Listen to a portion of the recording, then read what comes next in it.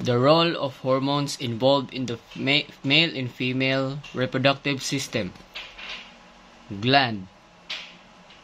Testes. Male. Hormones. Testosterone. The function is regulates bone mass, fat distribution, muscle mass, and the production of red blood cells.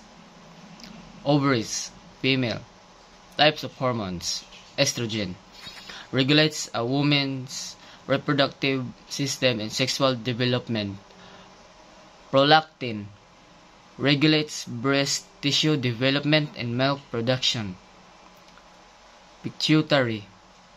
Luteinizing hormone, or LH, plays a key role in sexual development and facility.